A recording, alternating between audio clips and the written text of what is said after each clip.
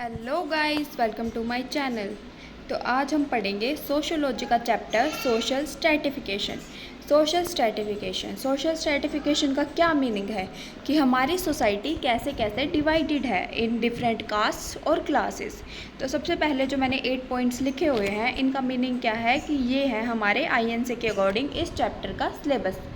इसके अलावा कुछ भी पेपर में नहीं आता, सिर्फ हमें यही टॉपिक्स करने हैं इस चैप्टर के। तो सबसे पहले हम स्टार्ट करते हैं फर्स्ट पॉइंट से। फर्स्ट पॉइंट क्या है हमारा? Intro, characteristics and forms of stratification. तो सबसे पहले हम करेंगे इंट्रोडक्शन। इंट्रोडक्शन में क्या आएगा? Social stratification is a fundamental concept. What does it mean? It means hierarchical arrangement of individuals और ग्रुप्स और इंडिविजुअल की एक हिरार्की में अरेंजमेंट। हिरार्की क्या होता है? जो हमारी सोसाइटी डिवाइडेड होती है on the basis of ranks कैसे होती हैं? लोअर, मिडल, अपर। लोअर वालों के पास कम वेल्थ होती है, कम अपॉर्चुनिटीज़ होती है, और अपर वालों के पास बहुत हाई अपॉर्चुनिटीज़ होती हैं। तो और वो उस रैंकिंग का बेसिस क्या है? किस बेसिस पे वो रैंकिंग होती है? किस बेसिस पे हो सकती है वो? वेल्थ के बेसिस पे, इनकम के बेसिस पे, एजुकेशन के बेसिस पे, ऑक्यूपेशन का मीनिंग क्या है कि वो क्या काम कर रहे हैं। Social status and power. अगला पॉइंट है the hierarchical structure creates distinct layers of strata within a society, with some individuals or groups having greater access to resources, opportunities and privileges than others। तो हिरार्कियल structure से होता क्या है? इससे क्या हो जाता है कि लोगों में जो अरेंजमेंट है, जो रैंकिंग है, वो इक्वालिटी के बेसिस पे नहीं होती। किसी इंसान को तो ज़्यादा रिसोर्सेज मिल जाते हैं और किसी को बिल्कुल ही नहीं मिलते। तो इस पॉइंट में यही बताया गया है कि किसी के पास तो ग्रेटर एक्सेस है टू द रिसोर्सेज एंड और दूसरे जो लोअर रैंक वाला इंसान है उससे प्रिविलेजेस बहुत कम है। इसके बाद हम करेंगे at its core social stratification involves unequal distribution of social, economic and political resources. तो सोशल स्ट्रैटिफिकेशन से क्या हो जाता है? कैसा डिस्ट्रीब्यूशन होता है? बिल्कुल ही अनइक्वल डिस्ट्रीब्यूशन हो जाता है। किस चीज़ का? जो हमारे रिसोर्सेज हैं, चाहे वो सोशल हो, इकोनॉमिक हो या फिर पॉलिटिकल हो। फिर इससे होता क्या है? अनइक्वल डिस्ट्रीब्यूशन से क्या होता है? क्या हो जाता है? डिस्पैरिटीज़ क्या होती हैं? डिफरेंसेस किस चीज़ में? Differences life chances. जो उनके पास लाइफ चांसेस होते हैं, जैसे कि उनकी लाइफ में अपॉर्चुनिटीज़ होती हैं, वो कम हो जाती हैं। क्वालिटी ऑफ लाइफ उनकी कम हो जाती है। जिसकी अच्छी वेल्थ होगी वो अच्छी क्वालिटी ऑफ लाइफ जी पाएगा और अच्छी चीज़ें खा पाएगा, अच्छा अपना स्टैंडर्ड मेंटेन कर पाएगा। It shows how societies organise themselves into different social classes and groups. और सोशल स्ट्रैटिफिकेशन क्या बताता है कि जो कैसे कैसे हमारी सोसाइटीज़ हैं वो कैसे कैसे एक दूसरे के साथ ऑर्गेनाइज होकर क्या बनाती हैं? सोशल क्लासेस और सोशल ग्रुप्स। तो इसके बाद हमें करनी होती है, इंट्रो के बाद हमें करना होता है डेफिनेशन, और डेफिनेशन भी हम करेंगे अकॉर्डिंग टू द ऑथर्स। तो फर्स्ट डेफिनेशन है हमारी अकॉर्डिंग टू विलियम है, और हमें पेपर में, एग्ज़ाम में हमें हमेशा अकॉर्डिंग टू ऑथर डेफिनेशन लिख के आनी है। विदाउट ऑथर के मार्क्स नहीं मिलते। Social stratification refers to ranking of individual on scale of superiority, inferiority, equality. तो इसने क्या बताया है कि सोशल स्ट्रैटिफिकेशन है क्या? कि हम इंडिविजुअल की रैंकिंग कर रहे हैं किस बेसिस पे? कि एक इंसान सुपीरियर है, एक इंसान इन्फीरियर है, या फिर दो इंसान इक्वल हैं, according to some commonly accepted basis of valuation. अगली डेफिनेशन है बाय रेमंड डब्ल्यू मुरे। किसने दी थी? रेमंड डब्ल्यू मुरे ने। इसने क्या कहा था? Social stratification is horizontal division of society का कैसा डिवीजन है? Horizontal division. किस में? हायर और लोअर सोशल यूनिट्स में। 2 यूनिट्स में डिवाइडेड होता है, higher unit and lower unit. इसके बाद हम करेंगे कैरेक्टरिस्टिक्स। तो सबसे पहले कैरेक्टरिस्टिक्स क्या है? सोशल स्ट्रैटिफिकेशन इज़ यूनिवर्सल का मीनिंग क्या है? कि सारी जो दुनिया में सारी सोसाइटीज़ हैं, जो भी सोसाइटी है, सब में सोशल स्ट्रैटिफिकेशन प्रेजेंट होता है। ऐसी भी कोई दुनिया में सोसाइटी नहीं है जहाँ पे सोशल स्ट्रैटिफिकेशन प्रेजेंट ना हो। अगला, social stratification is social stratification is social. तो सोशल क्या होता है? सोशल स्ट्रैटिफिकेशन कोई हमारी फिज़िकल बेसिस पे नहीं होता। किस बेसिस पे होता है? कि हम कौन सी फैमिली में पैदा हो रहे हैं, या फिर हम क्या वर्क कर रहे हैं, क्या हमारा पीयर ग्रुप है, क्या हमारा स्कूल है। इस बेसिस पे हमारी सोशल स्ट्रैटिफिकेशन होती है। थर्ड पॉइंट है social stratification is ancient. Ancient क्या होता है? पुराने टाइम से जो चीज़ चलती आ रही है। तो सोशल स्ट्रैटिफिकेशन अभी मॉडर्न टाइम में तो बना नहीं है। सोशल स्ट्रैटिफिकेशन बहुत पुराने टाइम से चलता हुआ आ रहा है।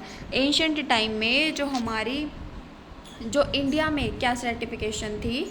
ब्राह्मण, क्षत्रिय, वैश्य और शूद्र।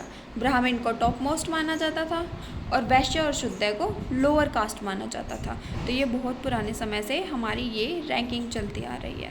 और डाइवर्स फॉर्म का क्या मतलब है? कि जो इंडिया में रैंकिंग है, ज़रूरी तो नहीं है वो सेम रैंकिंग दूसरी कंट्रीज़ में भी हो। तो अलग अलग सोशल स्ट्रैटिफिकेशन हर जगह प्रेजेंट होता है, लेकिन जो तरीका है कि किस तरह से स्ट्रैटिफाइड किया गया है वो हर जगह अलग है। हर कंट्री में या हर सोसाइटी में अलग तरह का सोशल स्ट्रैटिफिकेशन प्रेजेंट होता है। नेक्स्ट पॉइंट क्या है हमारे पास? Social stratification is consequential. Consequential का मीनिंग क्या है? ये दो पार्ट्स में डिवाइडेड होता है, लाइफ चांसेस और लाइफ स्टाइल। लाइफ चांसेस क्या होता है? कि उसका बर्थ, उसका डेथ, उसका मोर्टेलिटी रेट, ये इस पे डिपेंड करता है। और लाइफ स्टाइल क्या होता है?